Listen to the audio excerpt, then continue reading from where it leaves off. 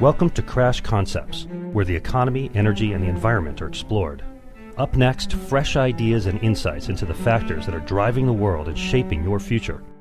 Presenting information you can't afford to live without, here's Chris Martenson. Welcome to this Peak Prosperity Podcast. I am your host, Chris Martenson, and today we are speaking with Axel Merk, President, Chief Investment Officer, and founder of Merk Funds. Axel is a noted expert on world currencies and manages several mutual funds that manage currency risk for investors, as well as an equity fund and a brand new gold fund that we're going to hear about today. Now, for years, he's been an outspoken critic of U.S. monetary policy, warning investors that the current course risks seriously devaluing the dollar. He's also author of Sustainable Wealth, very readable guide to understanding our macroeconomic environment. Hey, the risks that all investors face today, how they can manage their finances to achieve financial stability. Axel, thanks so much for taking time to join us today. Great to be with you. It's an honor. So let's jump right into it. These markets today. We can measure just how dead they are, even as the equity markets hit new highs, by declining viewership in cable business shows, really low trading volume, and market volatility that seems to be all but non-existent. Is any of this concerning to you? Very much so. I think complacency is the mother of all bubbles. And let me explain that a little bit. When you have complacency, which in the markets you can measure, amongst others, in volatility. So when volatility is low, but asset prices are rising, then investors are lured into an investment, not fully aware of what the risks, the dormant risks are, what they are when they pop back up. And we see that over and over again. It was in the tech bubble in the 90s, in the housing bubble, emerging market local debt funds. Everybody stormed into them, thought they'd get a free lunch. And obviously all these things have a bad ending. And now we see in the equity markets prices going ever higher. At the same time, volatility, the VIX index, for example, is going lower and lower. And to us, that means that if the tide turns, if for whatever reason the risk comes back to the market, investors are going to be out in a heartbeat because they'll suddenly realize, oh, this wasn't risk-free. I guess I could lose money. And that's when you can set yourself up for really sharp declines. And part of the reason is because obviously people take out leverage, they gear themselves up, and then they have to scramble to liquidate the collateral. And that's how you then have this contagion or whatever we're going to call it. But that's how you can get a real market crash. Well, this complacency breeds all kinds of things. Certainly one of the things I didn't mention, which is sitting out there, is margin debt on the NYSE. It's at new records as far as I can tell. So people have really decided to go long and go longer, and every day I see the markets rise. There's some pretty interesting macroeconomic developments out there, whether we're in Eastern Europe or in the Middle East. None of those really seem to be playing into the markets in ways that I recognize. 10 years ago, what's happening in Iraq would have fed into the oil markets in a very detectable way. I really can't see the footprints of that, except for one day last week. What are you seeing there? Well, I can only tell you what's driving this. What's driving it is monetary policy. One of the main goals of monetary policy has been, to use a technical term here, to reduce risk premium, to make it less expensive for risky borrowers to borrow money. We see that everywhere, and the most in the media we hear about how Spain now pays the same as the U.S. on the longer-term debt, but risky borrowers don't pay much more than the creditworthy borrowers. And so the reduction in this risk premium is what reduces the volatility, and of course that spills over to other assets. We see that in the equity markets, we see that everywhere in the currency markets. Our field, volatility is compressed as well. And Janet Yellen was asked about this just a few days ago. And she pretty much said, she's not concerned about complacency in the market. So she's complacent about complacency. To me, that's about as significant as Greenspan suggesting home prices can never go down and Bernanke suggesting subprime is contained. It's a major, major problem. And obviously, as you point out, there are plenty of challenges in the world. Usually what tips a market over, though, isn't the most obvious thing because that's quote-unquote priced in. It can come out of the blue. Anything can tip this market over. Suddenly, one day, people wake up and the glass is half empty and everybody runs for the hills. Well, so let's talk about that for a second. What can an investor do to protect their wealth if they are concerned about this complacency? What would they do? Well, the first thing is if everything in your portfolio has been going up, you should be concerned. If you're not concerned, you're not paying attention. You should be glad if something hasn't been moving up, because then when the tide turns, you have a chance at least that whatever that is you want to that this might help you to buffer the downturn. Now, one of the basic rules of thumb is obviously if you have an equity portion in your portfolio, odds are that has gone up because equity markets have outperformed a lot of other things, and so rebalance. Now, to the extent that you are in equities, consider using something that uses some hedging. There are all kinds of strategies out there where you can buffer yourself on the downside. Now, ideally, you may want to get out of equities entirely, but obviously that's not particularly diversified, and I can't give specific investment advice here. Personally, I have a lot of my equity exposure hedged, and then I have diversified. I particularly like currencies because in the currency market, you can design a portfolio that has a low correlation to the equity markets. The problem is that most folks rebalance between equities and bonds. Well, the bond market isn't exactly one where at least I have a particularly positive outlook on, and so it makes it difficult. The Fed has inflated all asset prices, so hiding is very, very difficult, and that's why one has to look at alternatives. One has to look at hedging techniques. Precious metals obviously is one area one can look at. Gold has historically done well when the stock market has come down more severely, but all of these are trade-offs. It's not like gold is safe if your daily living expenses are in US dollars. And so these are all trade-offs. And in this quote-unquote risk-free environment, I think risks are particularly high. Okay, I want to talk about both bonds and currencies. Bonds first. You know, in the past, bonds provided a nice, actually negative correlation to equities. But I want to talk to you about that because we live in a world where Spanish debt today is trading at 2.65% on the 10-year. France is at 1.76%. Italy at 2.88%. All of these compared to the U.S. at 2.61%. These seem more than adequately bid at the moment. And so if I heard you right, you think it might not be reasonable to expect that these yields should go lower if equities drop. Well, no, I don't think so. Having said that, I'm far more comfortable with Spanish bonds now than they were before, not because I would ever buy them, but because it is speculators buying them. It used to be that financial institutions bought those bonds, and they thought they were risk-free. They clearly were not. That's why you had this contagion in the Eurozone. Now you have yield chasers go after these things. It's the money that went out of emerging markets didn't go back to the U.S. The U.S. dollar is no longer the safe haven of choice. It was Portugal because Mr. Draghi, the head of the European Central Bank, promises to do whatever it takes. So why not capture some additional yield? I'm not suggesting you should do that, but the positive of that, if you want to see the glass half full, is it's speculative money. Who cares if speculators lose money? It is a problem if banks lose money, not because I have pity with the banks, but because our financial system comes crashing down if they lose too much money. And so it is hedge funds buying Greek banks, for example, rather than having the capital of Northern European banks be exposed to the banking system in Greece. And so from that point of view, it's healthier. Now, what is not healthy, of course, is that people are don't have to pay the amount that they should be paying, given how reckless some of these finances are run in some of these countries. And so we are re-enabling some of the bad behavior that got us into trouble in the first place. But of course, that's a story for another day and a problem for another day. And for the time being, these countries want to live happily ever after.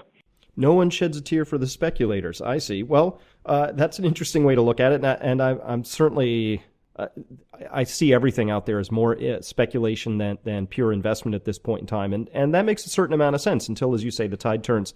So, talking about tides turning, currencies, your area of unique expertise, I think, is your depth is really centered there. There's been a lot of chatter lately coming out of Russia primarily, but China, a number of other nations calling for a move away from the dollar. Is this just chatter? Is it actually really happening, or is this just something we just keep our eye on in case in the future it becomes real? Well, if you keep an eye on it, you just might not notice it happening. I mean, that's what it's been happening in front of our eyes over years. Think about a frog in a boiling pot. Mm-hmm. People are going to say, "Oh, the dollar loses reserve currency status, and if that and when that happens, I'll get out of the dollar." Well, I just mentioned earlier that a year ago when the Fed taper talk started and money fled emerging markets, it did not go to the dollar. It went to the euro. And so similarly, if you look at when there's a quote-unquote risk-off day, the dollar has more often than not in recent months been going down rather than up. So this so-called flight to quality hasn't happened to the U.S. Now, you can argue maybe this crisis hasn't, and we haven't had a severe enough of a crisis, but when the Ukraine crisis first was announced, for about a few hours, the euro went down. Ever since then, the euro has been going up. If you think about it, if you're Russian, where are you going to put your money? You're not going to put it in the U.S. You're going to put it either into London real estate or you're going to put it into the euro. And so the world is changing, and it doesn't mean that if we have a big crisis, the dollar won't benefit. But it has been changing. People like the dollar because of liquidity, not because of quality. But if the U.S. starts to introduce capital controls, such as on Russians, well, why use the dollar if you can use something else? And that's why gradually the dollar is losing its reserve currency status.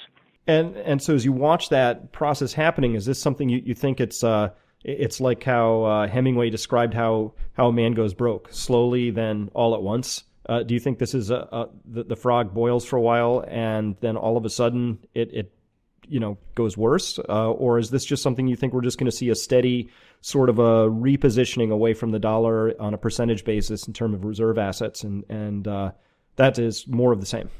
Well, when I look investing, I do probability analysis. I assign certain scenarios and give certain risks to them. Now, the more likely scenarios is going to be slow and gradual, but there is certainly a risk out there that it's more abrupt. In fact, if you look at the minutes of the European Central Bank, every month since the inception until just about Mario Draghi took over, they had a warning that there might be a disorderly adjustment of global imbalances. That's a code word for a dollar crash. They took that out then at some point. But that is something that's certainly on the minds of policymakers the world all over. But at the same time, of course, if the Chinese, they own the debt market in the U.S., and so they can't just dump it. Some people say, if they don't like the U.S., then they'll just dump it. Well, they're shooting themselves in the foot when they do that. And so usually these policymakers try to do it slow, gradually, prudently. By the way, one of the reasons why I got into this business in the current form in the first place is because back in 2003, the then head of the European Central Bank said, we hope and pray the global adjustment process will be slow and gradual. My response to that was, when central bankers revert to hopes and prayers, I got to act. Well, let's talk about the central bankers, because as you've mentioned several times already, and which everybody listening to this already knows, central bankers are really driving the bus. They're doing it with their liquidity injections. They're doing it by picking winners and losers, respectively, in how they put their money out there. They have a very, very large impact on the market. So your senior economic advisor at Merk Funds is William Poole, the former president and CEO of the Federal Reserve Bank of St. Louis and FOMC member. So obviously he's got some insights. What can you share with us about his views of recent and potential future Federal Reserve actions? Well, obviously he is not an active participant, but he has very strong views. He is very much more in the hawkish camp of the FOMC. But I had this discussion with him specifically about these compressed risk premia, and we were discussing whether it is possible for the Fed to engineer an orderly exit. And then I'm not talking about here the raising interest rates or tapering per se, but an exit from these low risk premia. And we just, and he or I, we just cannot imagine how that's going to be done easily. And so nothing has ever worked, and that's my interpretation, the way that the Fed has wanted it to work. Mm-hmm. And so why should this work any better? Now, Bill Poole is very critical of many of the policies, and one of the things he's very critical of is that if we're going to start paying interest on reserves to somehow raise rates, that's going to be a political nightmare, because de facto we're going to be paying billions, if not over 100 billion, to banks to entice them not to lend. They currently park all this money at the Fed. If the economy gets going, they would want to spend more. They could, but then the Fed is going to hold them back, not by selling securities, but by paying the banks, pretty much telling them, you can't lend because we're going to pay you so much interest by keeping the money here. And so that's going to be a nightmare. Then the Fed is going to use administrative tools to try to prevent the banks from lending. And most notably, they can talk about things like capital adequacy ratios. Well, if you're JP Morgan, you can easily raise money in the markets. So those are the sort of discussions we have with Bill Poole, the sort of challenges that are going to be ahead. One of the things that Bill Poole is very critical of is that there's no clarity on what the Fed is going to do. The Fed is conducting policies ad hoc, and Janet Yellen clearly says she does not pursue a rule-based policy right now. Well, how can you price risk if you don't know where the Federal Reserve is going? And so a lot of the uncertainty in the market is due to the very policies that the Fed is pursuing. This stage, the markets are quiet, but this is not a very good omen as we're going to get into rougher waters down the road. Well, Axel, it's very interesting. One of the things you mentioned in there, I'd like to get some more clarity on, which you mentioned that the Federal Reserve would probably not sell securities in its efforts to reel in additional bank lending that might come when the economy recovers, or if it does. Why wouldn't they do that as compared to raising interest rates on reserves? What would happen if they sold those securities back into the market? Sure, raising lots of topics here at once. Basically, the Fed has bought all these assets by creating money out of thin air. Now it's stuck with these. If they were to sell them, obviously it's much easier to buy securities than to sell them. Mm-hmm. Odds are prices would plunge. And more importantly, they would sell them at a loss. That's quite expected by everybody, including the Fed. Now, and because the capital base, the net equity of the Fed is very, very small, odds are that the losses would wipe out the equity at the Fed. Now, fear not, a central bank is not like your regular corporation. Right. The Bank of Israel, for example, has had a negative net worth for over 20 years, but it doesn't look good. And so the Fed rather not sell those securities. Instead, they pay interest on reserves. No, I don't think actually they'll do that either because of the conflict with Congress. There's another tool that they have. It's called reverse repos. Now, I'm not going to explain this now in detail, but it's effectively the same thing as paying interest on reserve, with the key difference that Congress is not going to get it for a year or so, and so any backlash from Congress is going to take a little longer to come, but that problem is going to come nonetheless. Interesting. Okay, I'm going to look into that, and well, obviously we don't have the time to really go into reverse repos at this point, but thank you for that. Now, I really want to talk about gold for a minute. We've hopefully maybe hit bottom on gold prices. Who knows? We've had a little bit of a resurgence, but you have an exciting new product that Merk Funds is offering, the Merk Gold Trust, trading under the ticker symbol OUNZ. Tell us about what it was like to ring the opening bell on the NYSE floor at the launch of OUNZ, and then tell us about the fund. Oh, sure. It was in May we had the honor of ringing the opening bell on the New York Stock Exchange for OUNZ, as you point out. What was really special about it were the other folks that joined us. Mm-hmm. It was a ceremony. It's obviously, on the one thing, it's a nice marketing event, but it was really, we had a lot of influencers from the gold community come together, and that made that day really special. Now, OUNZ, what it is, it's a deliverable gold ETF, and what we mean with that is, just like other ETFs out there, you can buy gold now through the New York Stock Exchange, with the key difference that investors can take delivery of the gold. And not only can they take delivery of the London bars that we hold, but at the time investors take delivery, they can opt to have it exchanged into other coins. Because we don't think most investors really like to have a London bar, that these are these big clunky things you see in James Bond movies, but they'd rather have a maple leaf or an American gold eagle.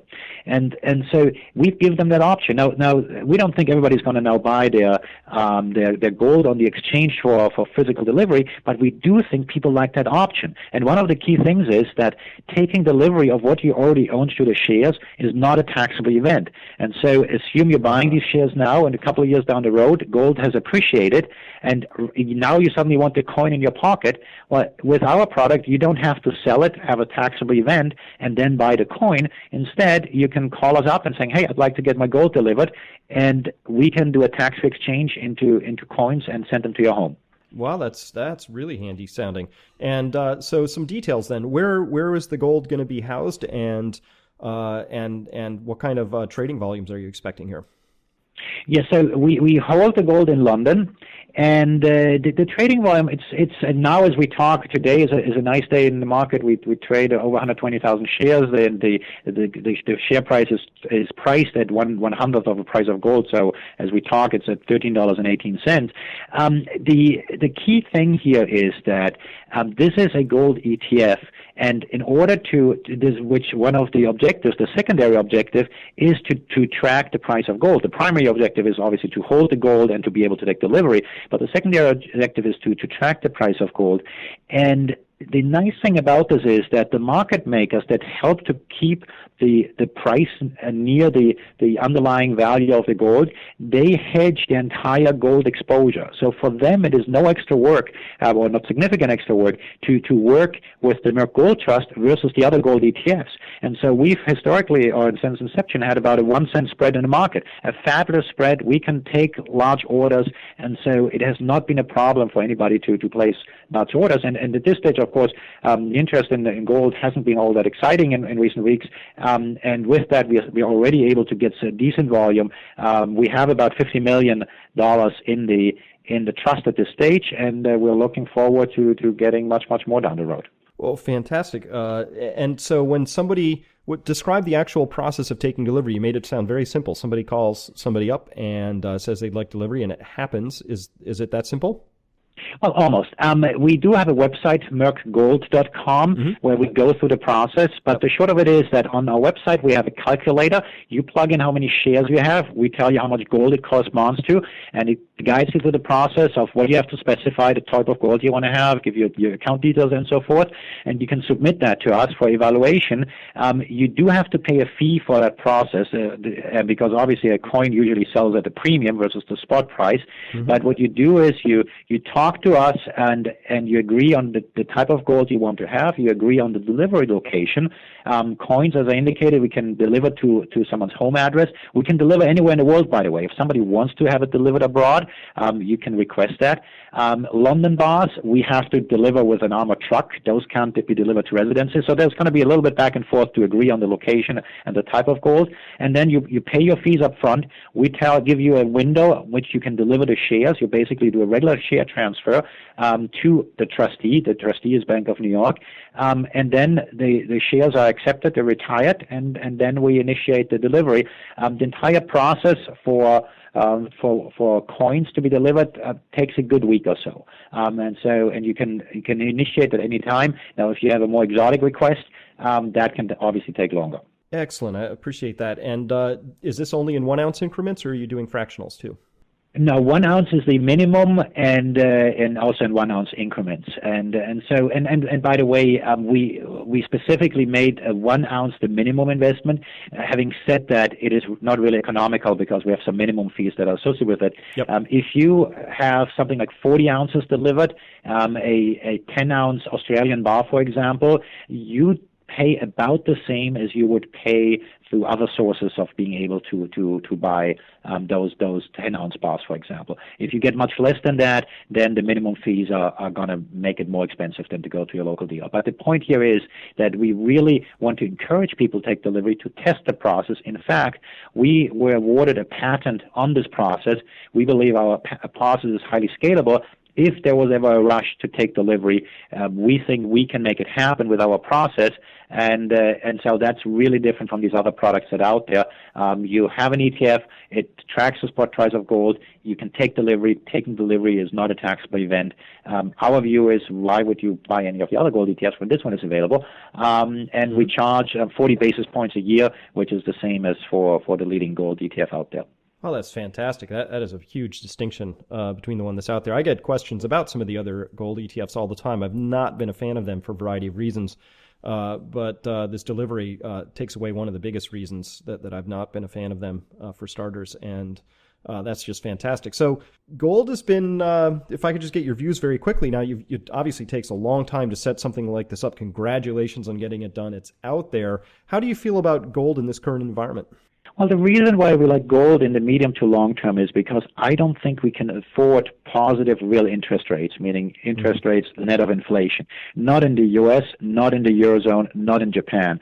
Mario Draghi, the head of the ECB, has said as much. He said real interest rates are negative. They'll be more negative over time. If you think about it, what happens if the Japanese succeed with their policies, if they get economic growth? Right. Bond prices are going to fall. How can they afford to finance the deficit? I don't think they can. So there's going to be a bias towards lower rates in Japan as far as the eye can see. In the U.S., we have same problems. If we don't tackle entitlement reform, and I don't think the political constellation is such that we will kick the can down the road, which means if indeed we get economic growth, real economic growth, yes, the Fed can talk tough, but how on earth are we going to impose positive real interest rates if indeed we do have inflation pop up in the numbers that the Fed really cares about? We cannot finance our government debt 10 years down the road if we have to go back to the historic levels that we've been paying to service our debt. Now, fear not, the economists don't think we'll ever get there. But I actually agree, it may not happen, but the reason it will not happen is because the Federal Reserve is going to have a bias towards low rates, and even if they normally move higher, on a real basis, that would be negative. And with that, I think the price of gold should do quite well over the next 5 to 10 years. Very interesting. Yeah, negative real interest rates obviously is one big lever for gold prices. Also, it correlates reasonably well with excess government spending. I think governments are tied to levels of deficit spending that I don't know how they get out of. Just like you say, the Federal Reserve is trapped. When I look at debt to GDP across literally every major industrialized country from 2007 to today, on just the debt to GDP ratio, they're all higher. So I don't know how they get around that either. Yes, of debt to GDP, I agree with you in principle. Having said that, it's very difficult to forecast really anything with just a nominal ratio. But if you extrapolate out just how much we'll be paying to service our interest expenses, we currently pay around $200 billion a year. If you use the CBO, the Congressional Budget Office projections 10 years out, they think we will be spending about $900 billion a year. Now that assumes we're not going back to the historic average that we have been paying on our debt. If we go back to the historic average, it's going to be about $1.2 trillion a year just to service the debt on our interest. Now, some people say, oh, the CBO projection is always wrong, and how can you rely on that? Well, they might be wrong, but it's about the risk. There is, of course, the quote-unquote risk opportunity that we'll get a grand bargain and we'll fix all our major entitlement obligations and so forth. But for that to happen, we actually have to go a lot in the direction of some of what you're probably suggesting. We need to have a carbon tax. We need to have a value-added tax, all those sort of things to generate sufficient revenue to be able to afford those sort of things. I just don't see the political reality right now that's going to get us there if we have a printing press called the Federal Reserve that's going to keep rates low. I couldn't agree more. Absolutely. Well, with that, we're out of time. I really appreciate your time today. I'm very interested in directing people towards your excellent work, investment opportunities, and ways of following your thinking. How would they do that? Sure. We have a free newsletter at merkinvestments.com, and so we have free websites, but you can browse through them from one to the other, Merk Gold, Merk Funds, and merkinvestments.com. Look at our gold product, look at our mutual funds, and obviously sign up for insights. Follow me on Twitter, any of that, or keep listening to your program, as I hope I'll talk to you again, because this has been a great pleasure. Well, thank you so much for that. And for everybody listening, that's Merk, M-E-R-K. We've got some links at the bottom of this podcast so that you can just click away. And I do hope you read some of the excellent macro investment advice that exists over there at Merk. They're really very, very, very well done. So with that, thank you so much. It's always a pleasure, Axel. My pleasure.